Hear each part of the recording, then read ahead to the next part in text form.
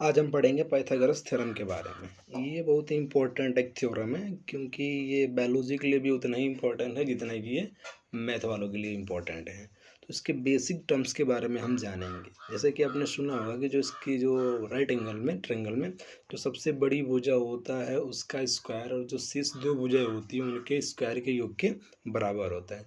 तो ऐसा क्या उसमें होता है कि उसके बराबर होता है, ऐसे स्क्वायर कर देते हैं। तो उसके हम फैक्ट को खूब अच्छे से जानेंगे। यदि आप जानते हैं तो कोई बात नहीं, लेकिन अब यदि आप नहीं जानते हैं तो ये वीडियो आज आपके लिए। आइए स्टार्ट करते हैं। पहले तो हम समझते हैं right angle triangle. Right angle triangle क्या होता है, जिसमें कि एक एंगल कम से कम क्या हो 90 डिग्री का होना चाहिए। तो यहाँ बी क्या है 90 डिग्री का हो गया, बी आपका हो गया 90 डिग्री का।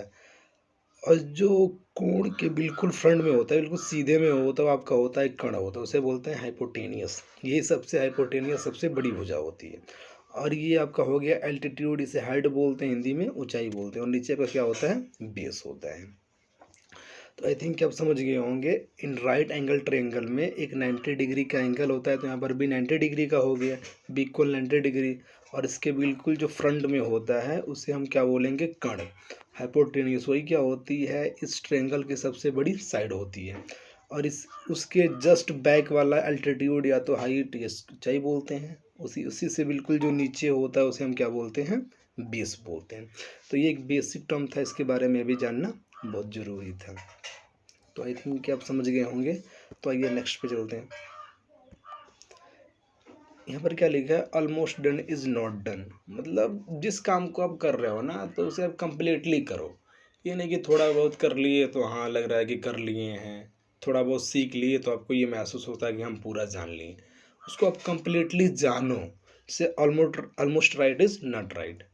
ये लगभग की चीज़ें से आप जितना हो सके उतना ही बचिए। इसको जितना स्किप कर सकते हैं स्किप करिए, क्योंकि लगभग वाले स्टूडेंट बीच में ही रह जाना है। आपको किसी काम को करने के लिए क्लैरिटी होना चाहिए। तो इस दो टर्म्स को आप याद रखिएगा, almost done is not done, almost right is not right.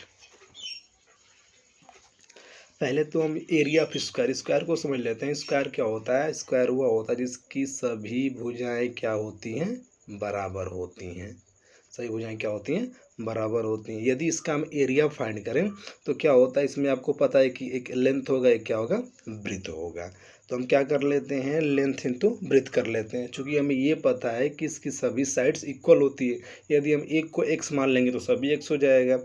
तो क्या हो जाएगा, यदि हम एक्स और एक्स का मल्टीप्लिकेशन कर देंगे तो क्या हो जाएगा एक्स स्क्वायर हो जाएगा।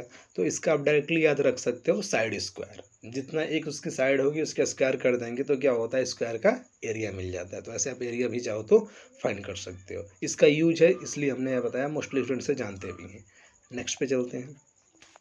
ये आप देखिए थोड़ा ध्यान से, हम तीन स्क्वायर लेते हैं, तीन स्क्वायर लेते हैं, उनको ऐसे अरेंज करते हैं कि एक हमारा राइट एंगल ट्रायंगल बन जाए, जिसमें कम से कम एक कोण 90 डिग्री का बने और तीनों तरफ से क्या हो जाए वो घिर जाए।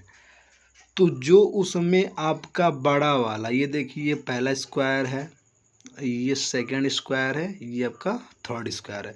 इसको ऐसा अरेंज किया गया है कि मतलब बीच में आपका राइट एंगल ट्रायंगल बन चुका है। अब यहाँ पे जो ए साइड वाला है, साइड ए वाला स्क्वायर वो सबसे बड़ी स्क्वायर है, और ये बी वाला भी कुछ भी हो सकता है, और सी वाला भी कुछ भी हो सकता है। यदि यदि हम क्या करें कि ए का स्क्वायर फाइंड कर लेते हैं, और उसी प्रकार वन का हमने क्या एरिया फाइंड कर लिया, तो क्या हो गया ए का ए में मल्टीप्लिकेशन कर देंगे तो ए स्क्वायर हो जाएगा। उसी प्रकार सेकंड का निकालेंगे तो बी का बी में मल्टीप्लिकेशन कर देंगे तो बी स्क्वायर हो जाएगा। उसी प्रकार हमने थर्ड का निकाल दिया तो सी का सी में मल्टीप्लिकेशन कर देंगे तो क्या आ जाएगा आपका ए सी स्क्वायर एक एरिया हो जाएगा। तो आइए समझ लेते हैं। ए इसमें ए और ए को हम माने एक ए वाले साइड को, तो ये हमारा हाइपोटेनियस का काम करेगा, सी आपका बेस का काम करेगा, और बी किसका काम करेगा एल्टीट्यूड करेंगे। तो इसमें क्या होता है कि जो सबसे बड़े वाला स्क्वायर का एरिया होता है इन दो स्क्वायर के एरिया के सम के बराबर होता है।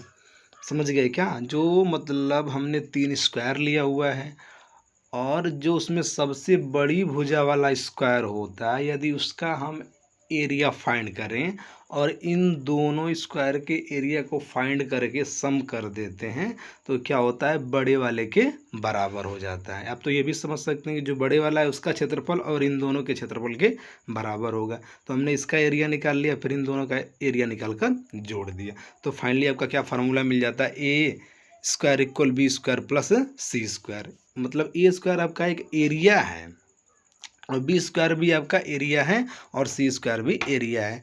तो हम अगर देखना चाहें इस ट्रायंगल में, तो ट्रायंगल में ये हमारा साइड ए है, ये साइड बी है, ये वाला ऊपर वाला ये साइड सी है। तो हम इसे ऐसे भी मानकर चलते हैं कि यदि हम ए का स्क्वायर करें तो बी का स्क्वायर प्लस सी के स्क्वायर के योग के बराबर होता है, ऐसा हम मानकर चलते हैं।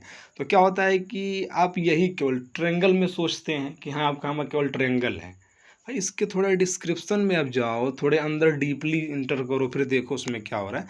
तो एक्चुअल में जो सबसे बड़ा स्क्वायर होता है उसका एरिया और जो रिमाइंडर दो स्क्वायर होते हैं उनके एरिया के सम के बराबर होगा। यदि ए स्क्वायर, यदि हम ए का मान निकालना चाहते तो इधर स्क्वायर, दूसरी तरफ क्या हो जाएगा, स्क्वायर रूट हो जाएगा। आई होप कि इसे आप समझ पाए होंगे। अब देखिए अकॉर्डिंग टू पाइथागोरस थ्योरम हमें क्या पता होता है, हाइपोटेनियस का स्क्वायर इक्वल बेस का स्क्वायर प्लस हाइट का स्क्वायर कर लेते हैं। यहाँ पर हाइपोटेनियस हमारा ए था तो ए का स्क्वायर कर लिया, बेस हमारा सी था सी का स्क्वायर और हाइट हमारा बी था तो बी का स्क्वायर कर लिया। यहाँ से हम चाहें तो मतलब कोई दो का मान दिया हुआ है, या तो हाइट दिया हो